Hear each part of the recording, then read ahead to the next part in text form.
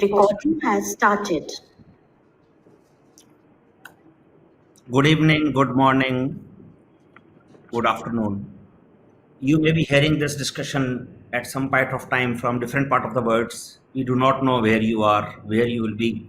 But this is a very important topic of the mankind in today's time when the digital lives are there and digital and computers have taken over most part of our lives.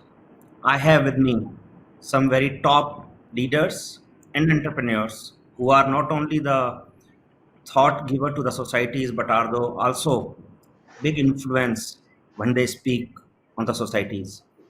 So I have Rajneesh Bhandari, who is into multiple businesses and most importantly into um, pharmaceutical related business in which he and his wife has done patented technologies to treat what is the disease name, Rajneesh? Mute. You are on mute. You are on mute. Vertigo and balance disorders. Vertigo and disorders. Thank you, Rajneesh. Then I have Chirag Patel. Chirag Patel is a very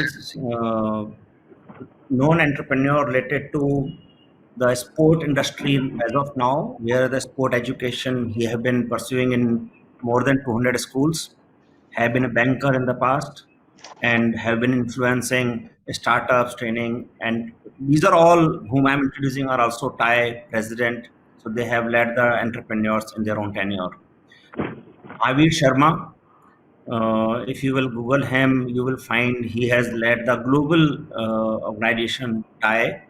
Globally, he was a global chair, the first ever from India.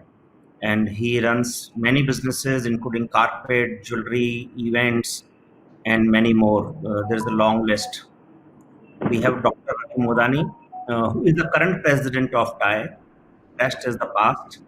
And he is into fintech and very active entrepreneur and very big thought leader in his own way. Manoj Goel. Manoj is a tech fan, but into a very different businesses of jewelry, on running the TV shows for selling jewelries. There are many hats. Manoj Goel is also a very renowned entrepreneur in Pink City, and he runs a business named Pink City. Atul Kapoor is has a relationship with army in his own way. His family is into very different businesses, and most importantly, renowned business he has is Alila Resort, which he has made all of us proud to make something out of nothing. Very big business and very big influencer. So these are all you can imagine. All of us are very very different people and different backgrounds and different needs, and we don't represent a specific industry per se, but all of them are thought leaders and entrepreneurs. So the topic, and thank you everyone for joining in on my request. The idea we all are here is obviously very important. Privacy, or are we moving towards handing over our privacy to the people? That is where we are and what really it means. So let me start with a little background, and then we will go with one by one and listen all of you. Government of India came out with a bill called Personal Data Protection Bill. If you have read that, in that there is a very clear distinction between a privacy and data security. What really it is? What is the difference? So personal information or a privacy is directly linked in that bill is the information which is personally identifiable and information which can identify a person or link to a person. And data security is kind of the how of it. How do you achieve it? So this is how the bill is. In the current scenarios, if you see, WhatsApp has decided to take to share that data, whatever you are chatting, to Facebook, or then it can be with Instagram, it could be with anybody else, and it could be just a mobile number right now, then your contact details, then your friends, then your groups, and then building your social profile.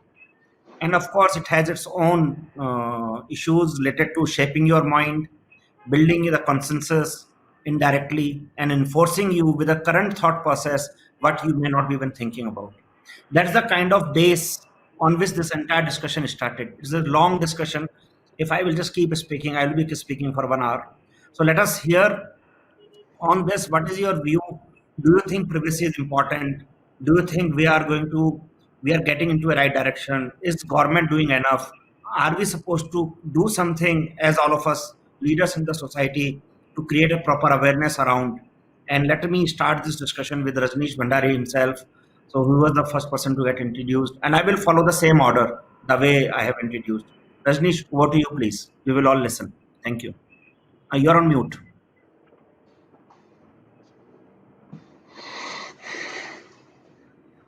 Thanks, Dr. Ajay. So it's an interesting topic, and because all of us are in different businesses, which have this impact on our business and on our customers. So as you rightly said, this has two parts. One is data security, and the other is data privacy. So I'll just take the example of healthcare, and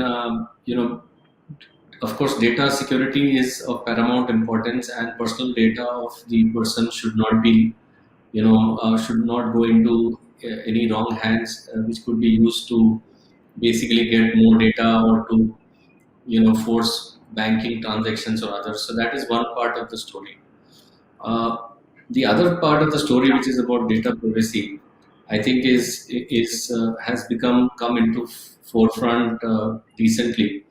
Of course, Europe has enacted various very stringent laws for data privacy, and as we see in the case of WhatsApp and others, they have different rules for India and other countries and different rules for Europe.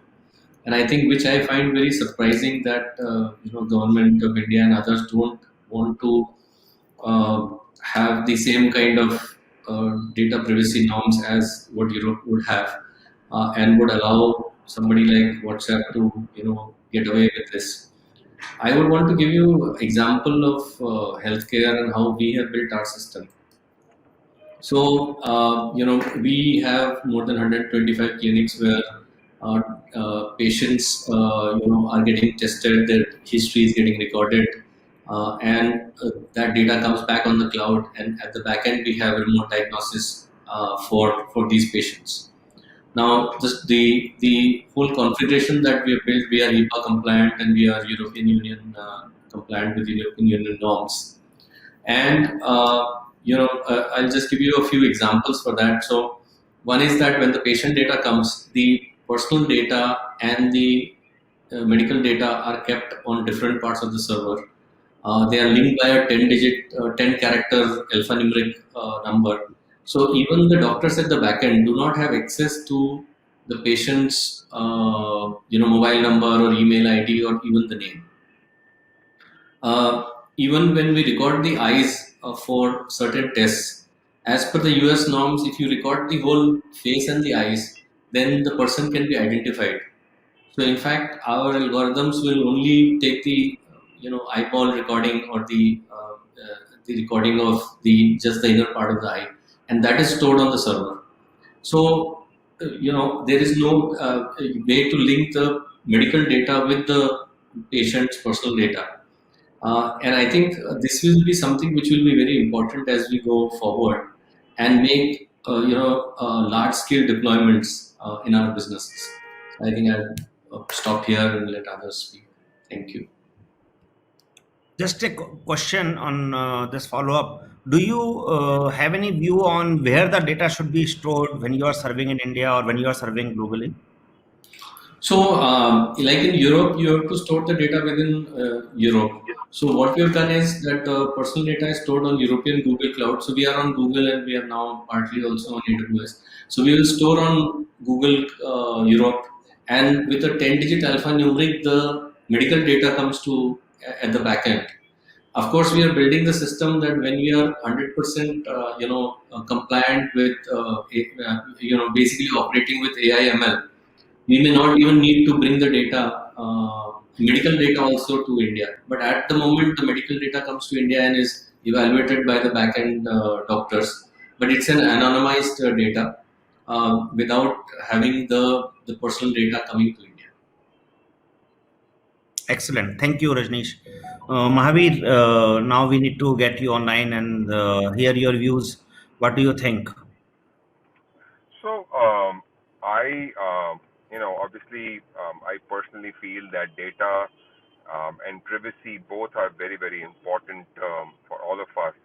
But quite honestly, once we have decided to be using technology, once we have decided to share it across various mediums and various hotels and airlines and whatever, to make our lives convenient, there's nothing much left of data, or our data and our name and our age or our city or the location that we are in.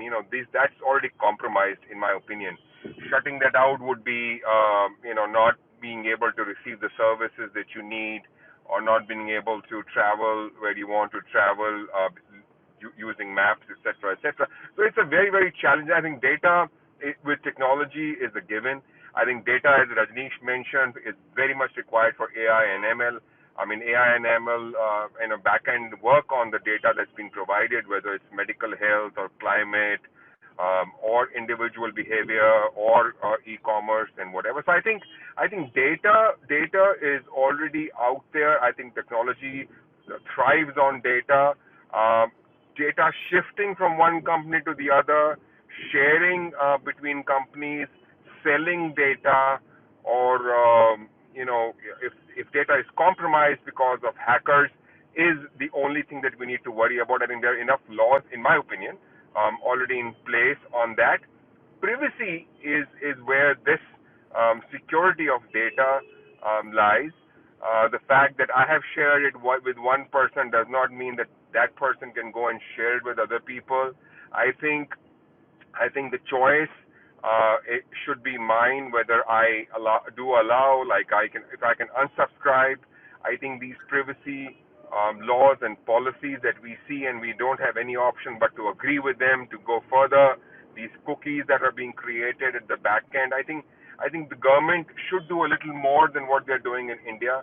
I think this use of data by one company to the other, or for other people to be able to use it, is something that needs to be controlled, and especially when it comes to minor, age, when it comes to kids, when it comes to other things that we share, which are very personal in nature, and I think that there should be a different rule, much more stricter and stronger for what personal data is, whether it's a WhatsApp chat with what you're talking about, Ajay. I think it's very, very critical. So I think we need to get very, very clear on that, the data that is being created not being shared across mediums, and also having strict laws when the data is of personal or private nature, and especially when it comes to family, friends, and minor kids.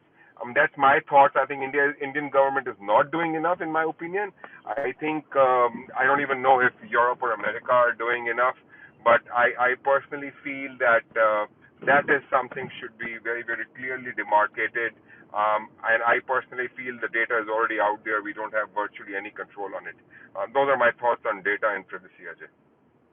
Thank you, Mahavir. Wonderful thought and good point on when government is not doing enough.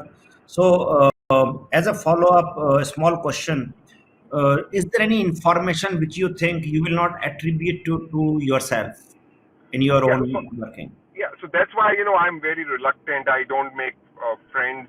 I don't share information that I feel will not be helpful for my or safe for my family and friends. So I'm very, very controlled in all of that. I also personally feel that this back end, how should I say, the sharing between companies with same ownership is a challenge. Data being sold is a challenge. The fact that every startup tells me that data is the new oil, tells me that they will eventually sell the data. So it makes me very, very it scares me a lot. And I think that should not be monetizable. That should not be sellable or transferable. And I think government needs to do that. That you and the storage, the cloud or whatever it is stored in, should be comprisable, and the company that lets data go should be penalized, like the companies are when they get when it should be cash. They should be penalized monetarily, I think. Thank you, Mahavir. Thank you very much. Now we will move to Chirag, who had been staying in Jaipur and Bombay, traveling around globally, worldwide, and dealing with very, very sensitive data, Chirag, yourself, with the school, with children, with teachers, with the habits, abilities, disabilities, everything. What is the meaning and importance for you in your life or business related to the privacy? Yeah, thanks, Ajay. I think anyone who is touching data, which is what we call third-party data, needs to have a fiduciary responsibility. And I think whilst government will do things at varying degrees, each government has its own compulsion. I think there is a responsibility on all of us as citizens and as institutions to secure, protect, and control data. I think that citizenship can't be taken away. But just to put some context, Ajay, on this thoughtful topic, whilst I'm not an expert in this area, I think we need to look at this at two angles. One is at the angle of choice, or at one end there is a choice, and the other end is the concept of security or privacy. Classical definition of this is of privacy is no intrusion. Please don't knock at my door. No intrusion concept, and more importantly, control over my data. I have a choice whether to share or not. I think those are the principles, whether it is technology companies, whether they are services companies, everything has to be built around these two fundamental principles. With all the startups which we see, something which Mahavir also alluded and Rajneesh alluded as well, that this whole concept of data as oil, it's both good and bad. I think what we need to understand is that there is a D plus, 3 I's going on. Let me explain. Data is the foundation of anything. Data allows us to create information. If we have the information, we will have insight. And if we have the insight, then we can influence that person, whether to make a buy or a sell decision, whether to vote or not, etc., etc. But it all starts with data. So there are 4 steps, D plus 3 I's. And without data, there can't be any information. Without information, there can't be any insight. And without insight, I don't think anybody can do anything about it.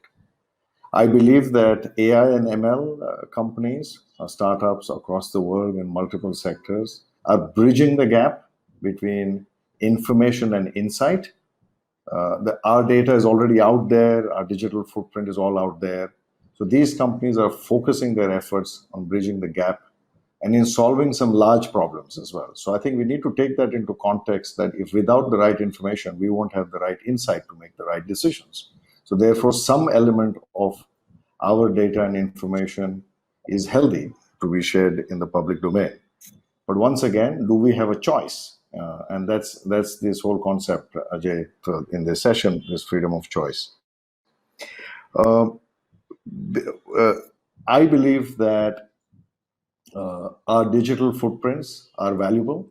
What we share or not share is extremely important to paint a picture at a personal level.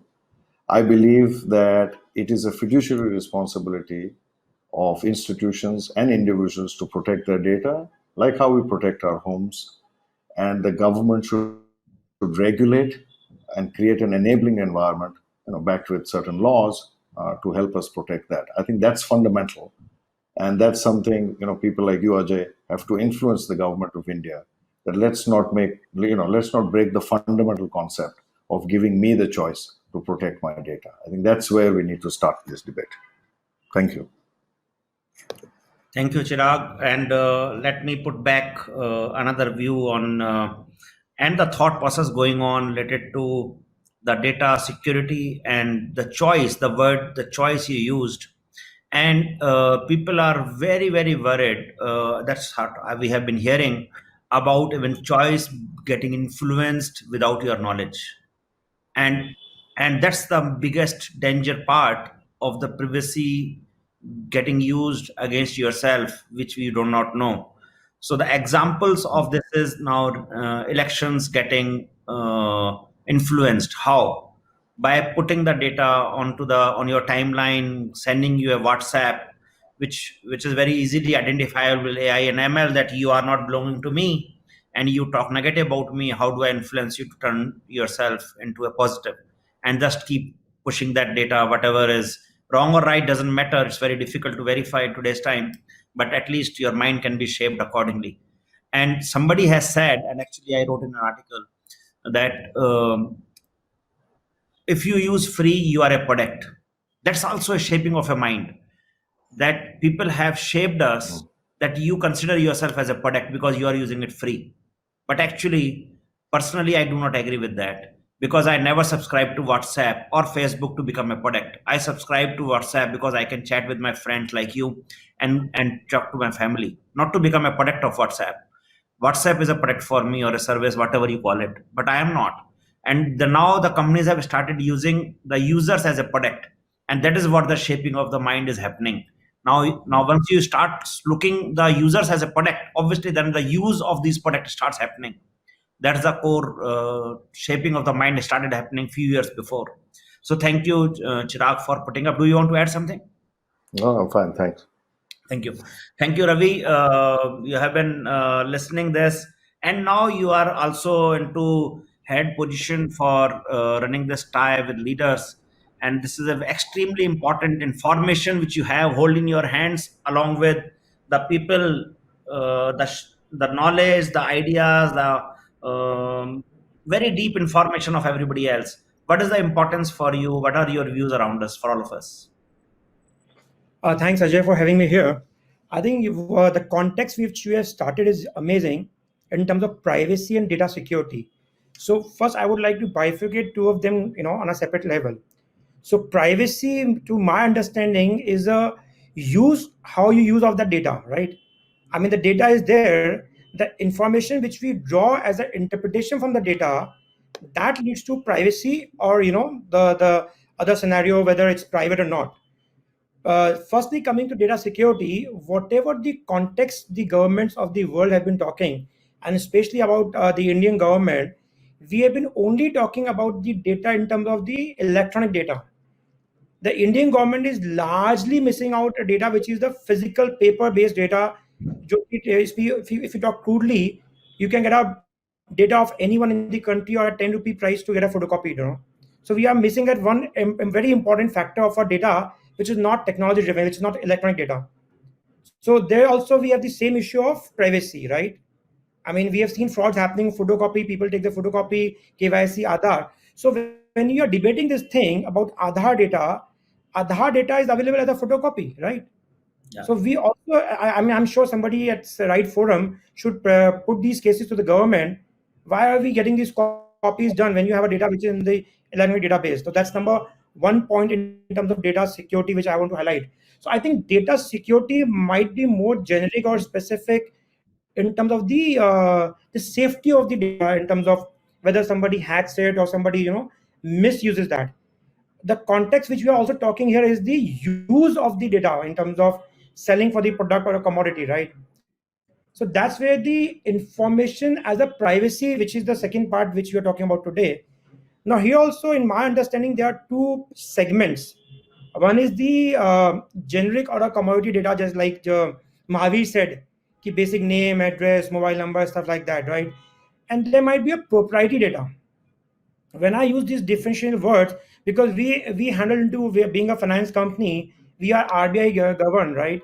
So we not only have to put the data compliance in place in terms of where we hold the data, how we do the KYCs, stuff like that. We also have to be very sure what are we sharing.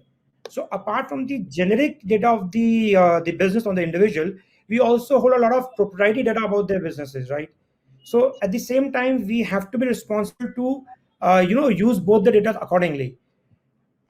Ideally, the governments across the world are only talking about the generic data. They are not talking about the proprietary data, and that is where the concern is. If you are on WhatsApp, your number is known to everyone, right? But what you are talking inside the chat, that is a proprietary data between you and me or whosoever is chatting. That is something which we need to segregate between what is a proprietary data and what is a generic data. So I mean, I was talking to a lawyer a couple of years ago in South Africa, and this was the same debate about privacy and no privacy. So the only answer which came was, if you want to maintain a privacy, don't take an email address, don't take a mobile connection. That's the only way to maintain privacy. The moment you have an email address, every email is read. The moment you have a mobile number, somebody knows on the tower that these two cell phone guys are next to each other. So one thing is very important to segregate generic and proprietary. Number one.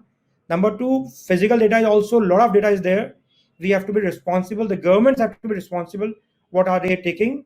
And the second is, the most important point is the interpretation of the data in terms of using it for and against the privacy, against the. And one more point I want to add, the consumer data. Why are we only talking about the consumer data? Why not the business data? I mean, today somebody can pay a 50 rupee on the MCA site and get out all the business data available of the company. So the government should also be talking about the proprietary business data as well. Why only the consumer data? That's what my submission is. Thank you. And I have a little bit of knowledge about Aadhaar. As you have very clearly pointed out, this is a very important topic, but I think this onus lies on us to create an awareness about not giving Aadhaar copy to people. UIDAI has been tweeting, marketing, advertising about it since years. Never give out the copy of Aadhaar to anyone. Of course, there's a demand by a lot of people to give the Aadhaar card, but there are many other identity proofs which are equally valid. We need not to, but say easier thing, just give it to anybody and it is given. And the worst case scenario, what UIDI has said is that even if you give it to a government authority, mention the purpose to that authority also. Otherwise, you should not be giving the Aadhaar number or Aadhaar identity to anybody. That's the UIDI has been telling continuously. But I guess this has become a norm to give away the Aadhaar thing. You want to add something, Ravi? Yeah, I wanted to add, when you say about that copy, we have a stamp made up. Why are we giving this copy and everything, right? I'll just give you a recent case about the COVID. There's no facility which is doing a COVID test without a copy of the Aadhaar. I have tried to share the VID number also on that, right? Instead of the Aadhaar number, take a VID number, but they don't do it. All across the country, you need to have a copy of the Aadhaar to do a COVID test. So what the government says and what the government does is contradictory sometimes. So that's No, no, what it many is. times. You are right. Many times. UIDA say don't give it. Passport will ask for it. ITA will ask for it. There are many government services are ask for it. MNREGA doesn't happen without that. There are many things which are contradictory, but we can be a little judicious, as you have raised this point, and people will listen to it later. That you need not to always give the Aadhaar card. Just keep yourself safe with that. Yeah. Thank you for pointing this point. Yes, Manoj, we are reaching to you. Thank you for waiting. So let's hear your very techy and very entrepreneurial views around privacy. You have been very focused on data since very long. Hello all. I've been um, a power advertiser, and I've been, um, having the knowledge and having keen interest in technology. Also being very aware and sensitive about my personal information being going over internet. So I've been on both sides, and I think if I look at dispassionately, if I look at the balance, what we need to do first off is, as the government should really watch for the trends which are happening in the industry worldwide. So for example, Europe has the new GDPR laws which are far better than before. So I think India needs to um, be at par with the best in the world and make sure you have, if not go overboard, but at least match developed countries with respect to privacy laws, um, and and sort of go with that, because this is a ever changing world today. Advertisers, especially startups, young companies, they critically require information with regards to the consumers, for them to able to market their products and services better. So it's critically important that we use information which is related to interest of the people, so that the proper targeting can be done, and it's in the best interest of the consumer as well, that the right kind of a product is only showcased to them. So for example, if I am a I love travel, and if I love automobiles, that and there's nothing wrong if I'm getting content shown to me which is relevant to me. However, if there is any intention for me to sell my old car, and I'm writing to Ajay regarding this in a chat or an email, and somebody reads this and then is targeting to sell me or buy my old car, uh, this is where the problem is. So I feel, whilst the interest and taste and preferences, um, without identifying personal, a consumer specifically, if that is out there in the market, on the internet, it's fine. But if they identify for any reason a personality or a person himself, then I think this is a this could be this is a breach of privacy. So I think there needs to be a fine line. This needs to be defined, and I think GDPR laws of Europe could be a good starting point. In this, I think the government needs to do something really much better. So I think the fact that we are all discussing about it, and making sure that we tell the world that privacy is important to us, um, and technology should try and secure us and safeguard us as much as possible, but at the same time make sure that the content that we see is more relevant from a view of the advertisers, because we are all doing business as well at the same time. We are consumer in one way, and we are advertisers ourselves, so we have to strike a good balance. Thank you, Manoj. And you touched a very important chord, that sometimes data read by companies to serve you better is a balance which we have to strike, not just ban it forever, because it could be good for the consumer. And this is obviously a very different zone which we will get into. But let me share one idea and knowledge which just happened because of WhatsApp and GDPR. When WhatsApp announced the policy for previous data sharing with Facebook, probably you all know that the data was the same policy was not applicable in Europe, which was only for India.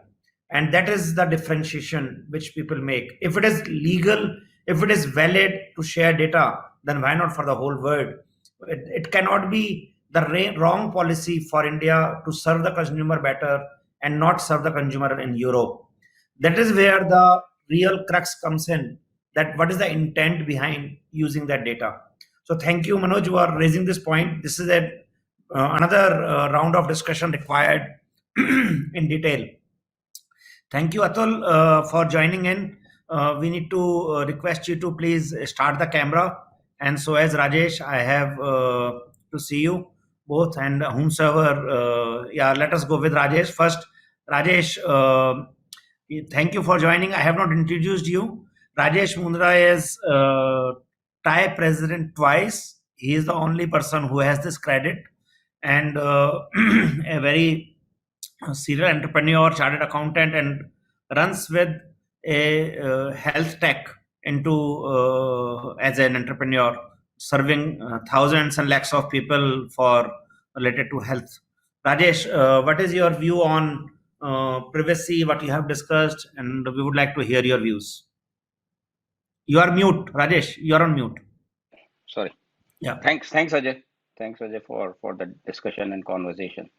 See, I've been a part of the healthcare industry for last 20 years. So all the data privacy laws regarding to HIPAA or GDPR, every day with every corporate we are facing this HIPAA and GDPR and other things. But my take is entirely different. In the today's the world of internet, the major disruption is caused by internet, and all these what we are seeing the developments is all because of this cross sharing and internet data and everything. How people are able to monetize. So it's a question of how do we treat the data. Data has to be identified first, either what is harmful or what could be potentially harmful and what is harmless. So depending on where you are, people will have to classify the data accordingly. Otherwise we are turning the clock backwards. Say for example, take example for WhatsApp. Now either you start paying a subscription for WhatsApp, and then you have a choice whether to use a WhatsApp or not to use WhatsApp, and then WhatsApp can do. But WhatsApp, if it's giving you a free model, then obviously there is something that they would like to do. Now I have a slightly different view. If you have subscribed to an app or a model which is giving you a free service or other things, then you have a choice. You can create your own, what you want to share, what you don't want to share, and be prepared and be ready for it. So as long as they are making a trend available to you, as what Manoj has mentioned, that a lot of times some of these things help when you are surfing on the Google, then what you are doing, what you are trending, you see the near about products or the like products and the other thing. That's a business model to a company, and to a consumer it is useful. What I'm concerned is, or more will be concerned, will be maybe the data regarding the financial data. That should be something which should be, it's a sacrosanct, whether it is related to a person or a company, that should be stopped. Even all these Aadhaar and all those things now, when government has made digital and everything, instead of we users or consumers facing the brunt of it, why don't they just reach out to banks and all the NBFCs and tell them that collecting this data is a criminal offense. 50% of the problem will be solved. Why every finance company or every bank ask for a, or any financial institution, or you go anywhere, they ask for your Aadhaar card or everything, copy of everything? Why do they need that? Everything is available. They just need to have an Aadhaar number. Through an Aadhaar number, they can track the user, who the user is and what the user is, and then they can create it. So why don't, instead of the consumer facing the problem or we discussing, why don't you directly target and direct all these banks, governments coming in? Collecting this data is a crime. So when you collect this kind of financial data or credit card information or other thing, that collection itself should be a crime. And the companies who are collecting financial data, for example, credit card informations and other things, there should be some regulatory authorities who can, actually go out and screen what kind of security process they are using. The way RBI or SEBI or all these companies, they monitor companies, other things. Why can't they monitor the data security of all these financial companies? As long as the data collected by, harmless data collected by consumer companies, be it Amazon or any of these companies, or even for us, what people are doing, they are just, you collect this data to give more choices to the user. Now it's again, either we can go backwards and go to the age of 90s or 2000, where everything was sacrosanct. What I needed was known to probably 10 people or 20 people or other things. But today I'm getting a lot more choices and other things. So in it is your choice. For example, you can do restriction. When you go to a browser, you can select your settings. You go to, don't put too many extension on your Chrome. When you're using phone, you can have your security settings and other things. So technology also, if it's giving you benefit, it's also providing you a lot of options. So as an informed user, we should be using technology. Or if you are scared of, then don't use technology. But restricting technology will have more disadvantages and will cause more problem, and it will be primarily a retrograde step. So I think the need of the hour is to classify the data, what is harmful data and what is harmless data.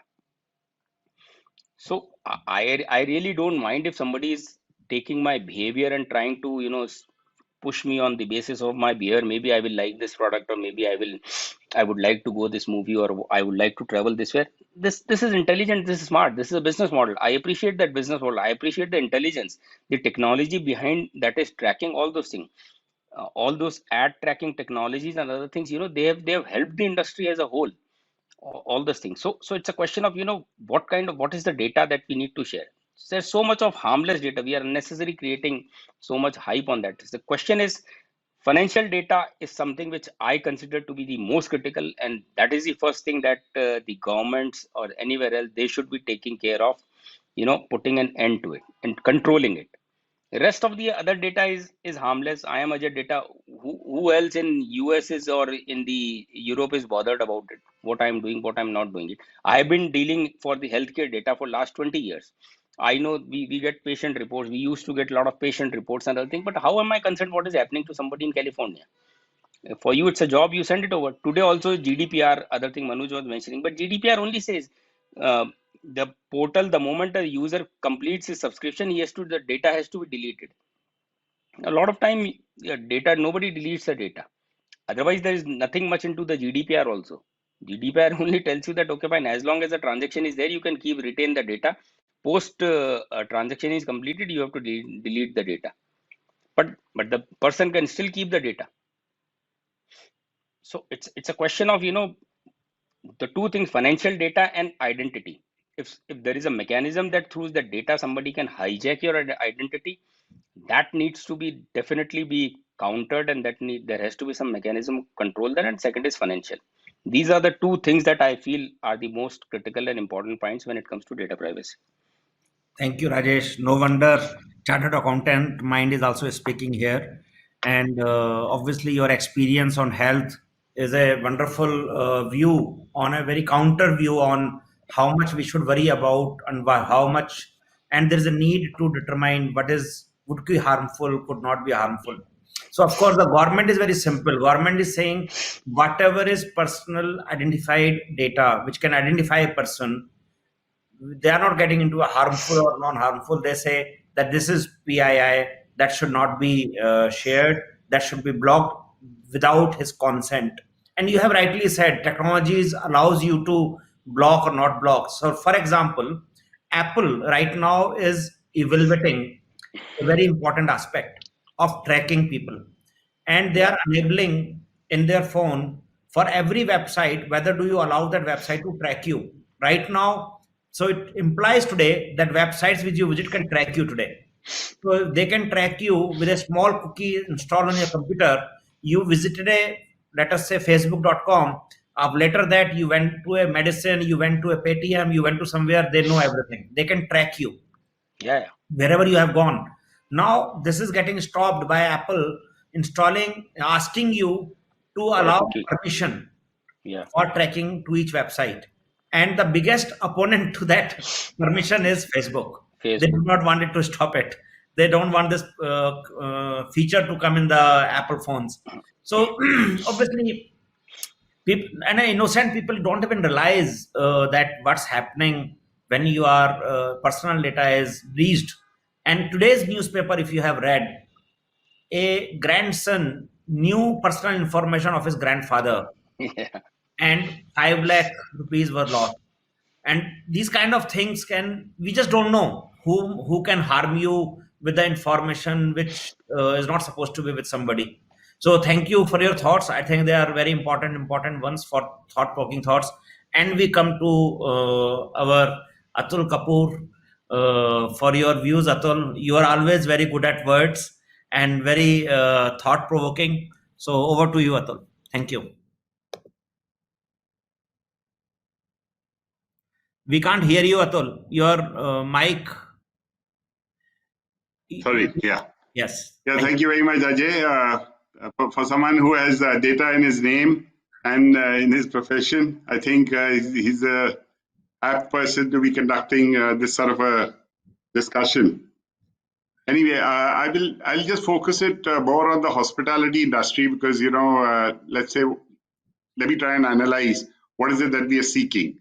We are seeking data all the time, and we have various means. We want to actually track the data of people so that we can target them as customers. To be able to do that, we have to be ready to ourselves let our personal data go to a certain extent. Now, the point is, how are we ever going to define clearly for everyone to see what is personal data? You know, if I visited certain places, if I went to certain places, I went to certain sites. I mean, today I want to know all the people who bought a certain level of cars because they are, you know, my target customers. Today, I want to know, you know, there's actually a place called, for the hospitality industry called STR, which tracks the results month-wise of various hotels.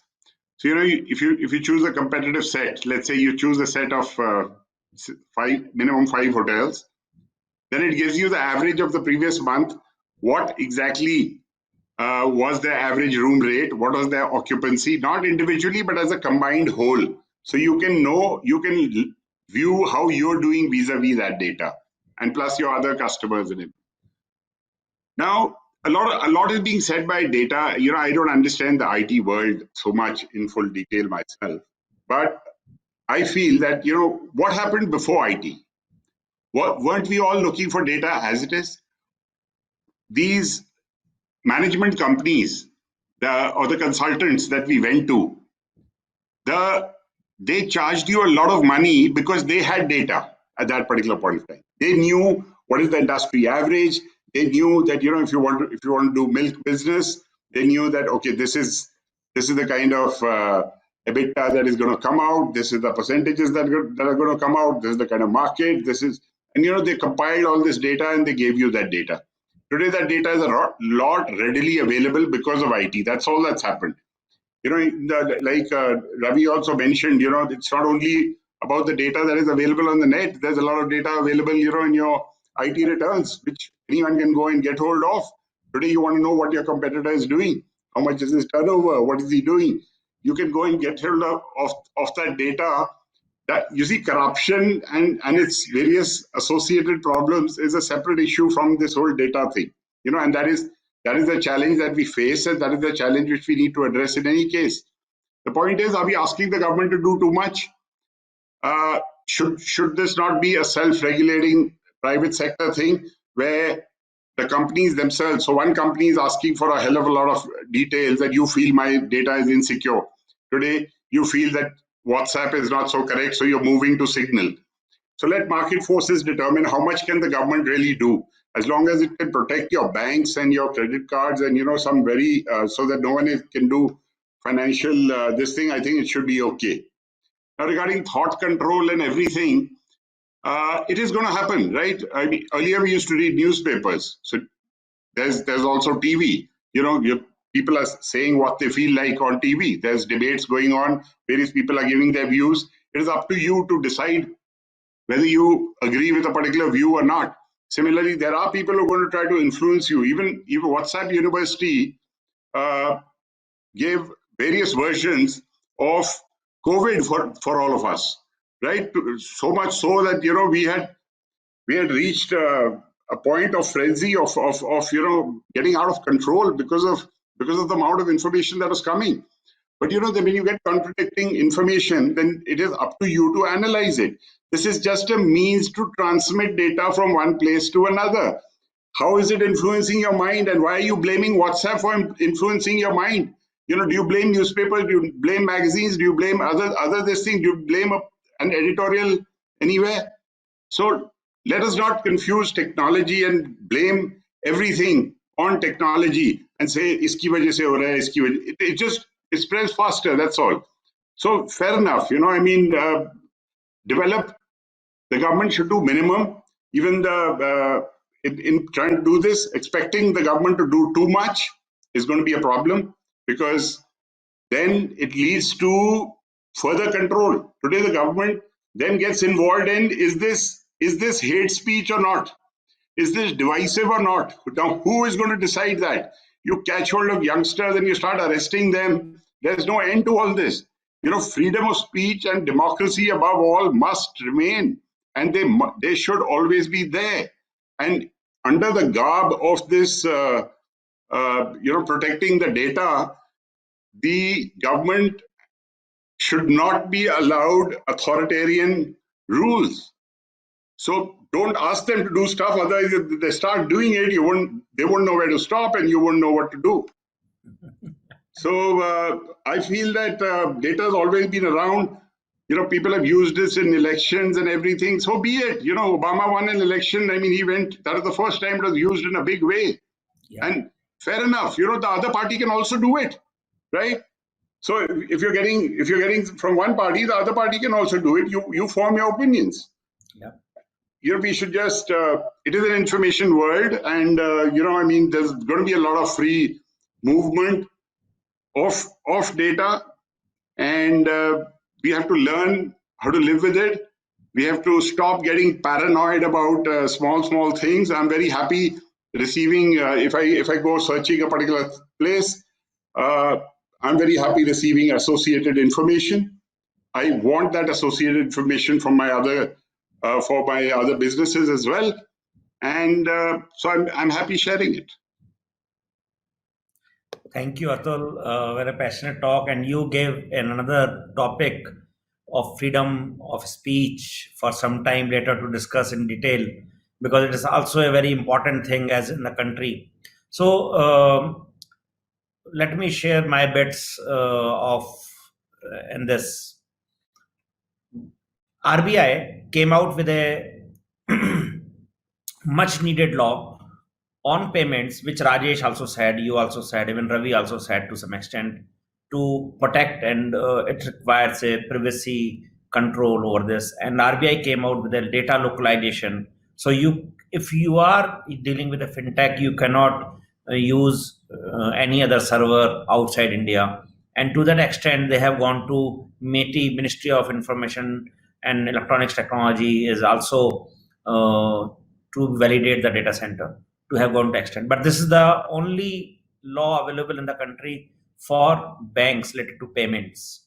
Only law available for data localization, nothing else. And I think you have said rightly that what is the worry, you apply your mind. The problem is newspapers do not read the WhatsApp and my mind and do not shape the general public. That's the view of the people. Even the magazines do not do that. But in a technology world with the AI and ML in place, what happens is that you can read what's going on in your mobile, what's going on in your life, and then your mind can be shaped at the real time basis. That's the kind of concern people look at.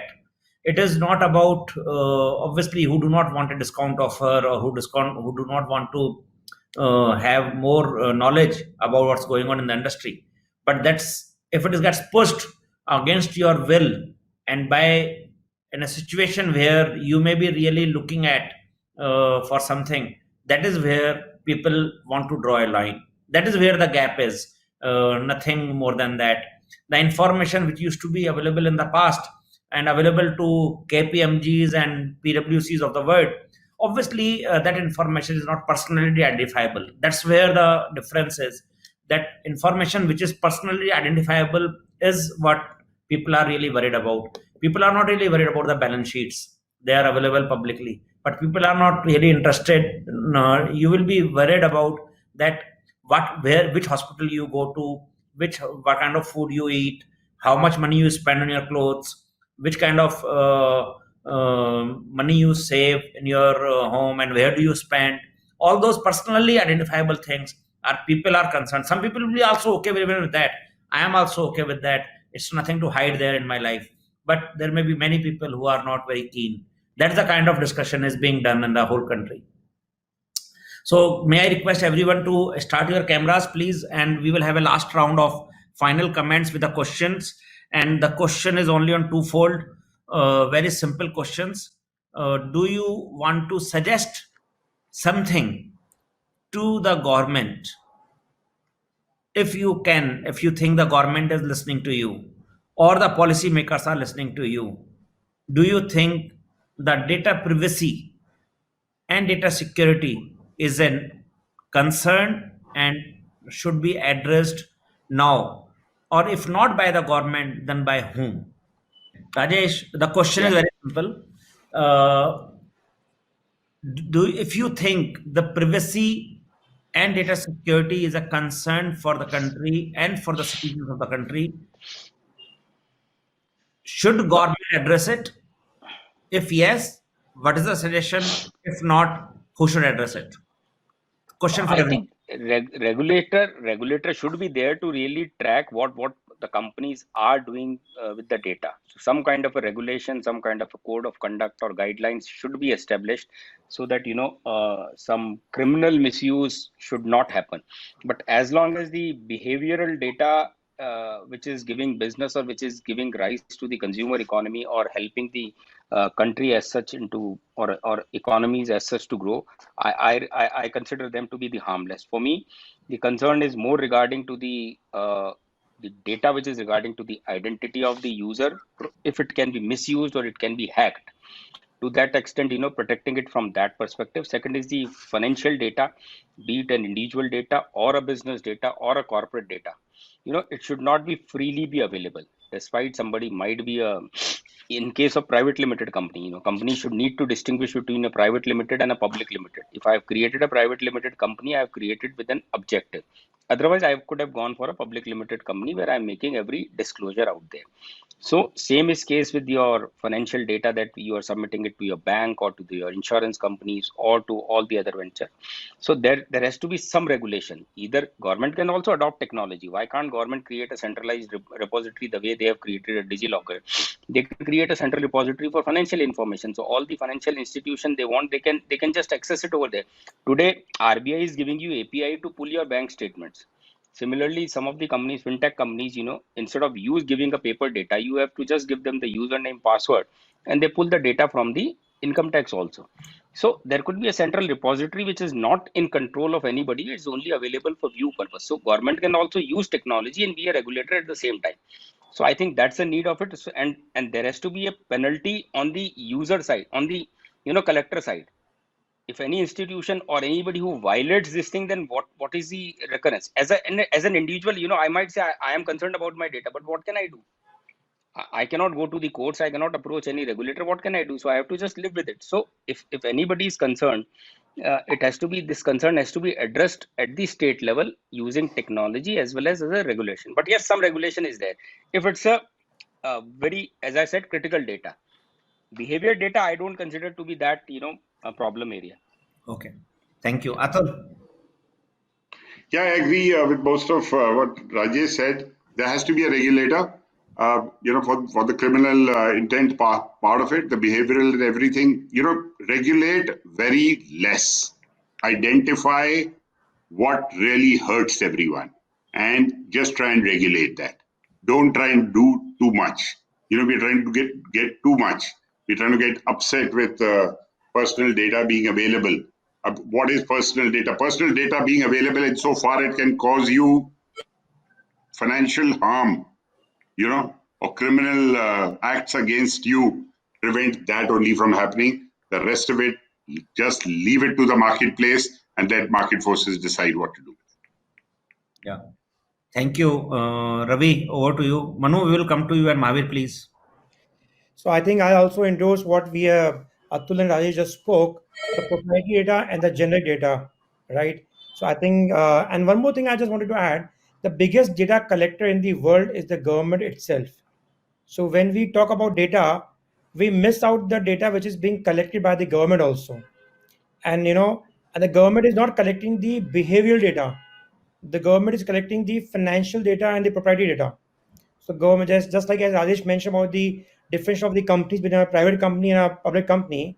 So the government should also have a responsibility in the data which they are collecting, because if you see the kind of information they are capturing now in the ITRs, that's scary, actually scary.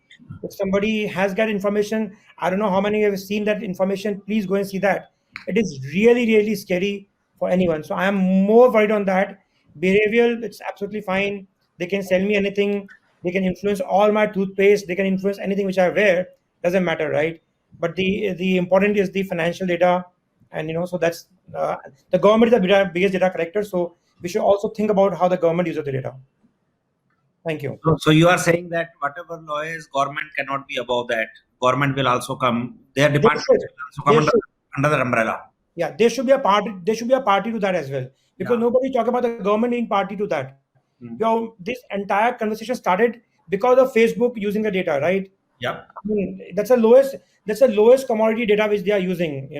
We are missing on that agenda. We are missing the important data which is being taken by the government and other institutions, which are more important for everybody.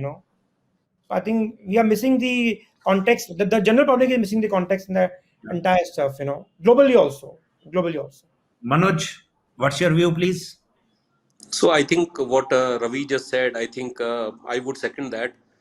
I think government using our private data is scarier, and true that to a certain degree, for compliance purposes, they have a right to know if there is any um, leakage of government resources, or um, uh, any sort of a government tax being evaded.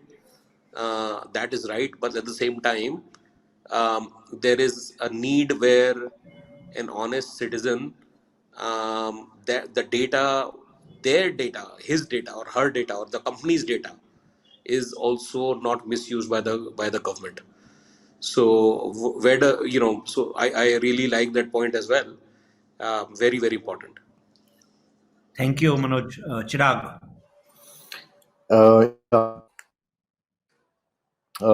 I still feel that anything we do, any solutions we propose, needs to have clear layers, information, insight, and influencing. These are all different aspects which are related. But to answer your question, Ajay, I think there are three stakeholders. One is the institutions and the companies. There has to be a code of conduct that needs to start. That code of conduct needs to be published through a consultation process. There has to be a consultation on citizens' charters. You must bring key stakeholders within the citizen group and really ask this question: as citizens of this country, what is permissible and what is not? And I think it's important that that consultation happens. And then obviously there has to be a compliance stroke regulation aspect. I'm not in favor of setting up a separate regulator. We are already over-regulated, but you can deal with it through compliance, particularly institutions and companies, as to how they should follow through. And it has to be backed by law. I think these are three consultation processes which should start now. And I believe that if this is done well, it will give technology companies in particular a roadmap of future innovation and processes to follow through. So that's my view. Thank you. Mahavirji? Yeah, so I, at the cost of not repeating what others have said, I totally agree. I think the liability which should lie with people who misuse the data. The liability should be fixed financially. It should obviously be regulated by the government. And also, we should spend a lot of, I think we as people who are putting out the data also should be responsible behavior on part of the users is also a critical element. There should be an extensive campaign, or by default, nothing will be shared unless I approve of it being shared, or the default should be not sharing. The default should not be use of data as per the company policy or as per the policy of the country. Default should not be sharing unless I decide and I'm okay with it being shared because I want to get offers or I want to get better deals, as Atul was talking about. I think that is mandatory. And if someone breaches or someone, because of their negligence, data is leaked or misused, the source should be tracked and the company made liable. Thank you, Mahavir. Rajneesh? Yeah. So 3 points. One is that I think what all sovereign governments are doing, whether you take Europe or US, that their data should reside within their country or their geography. I think that the Indian government should definitely do that. The Indian data should reside within India.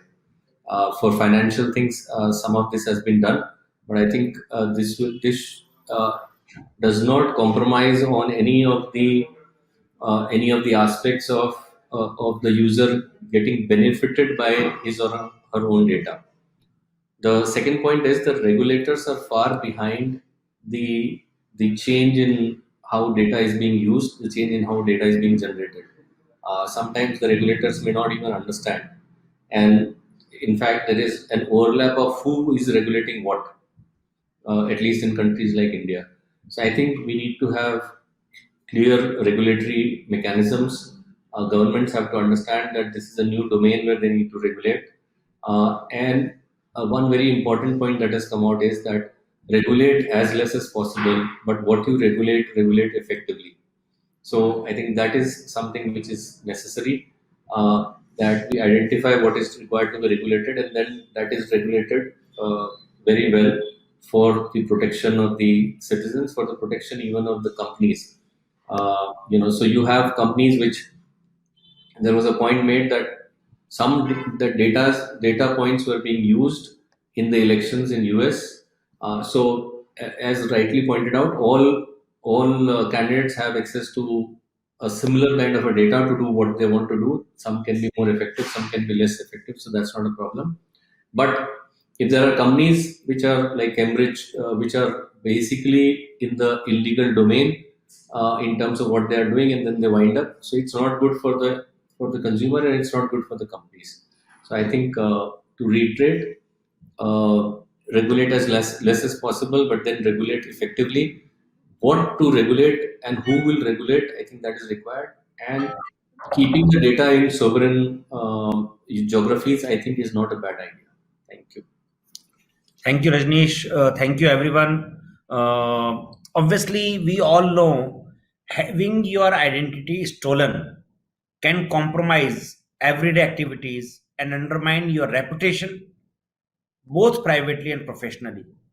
And that's the sole reason extremely important to protect your personal privacy online. That's the crux of it. I think this is very, very useful, thought provoking, and a lot of content available. May I everybody to come on a camera for the group picture, and then we will end the recording. Thank you.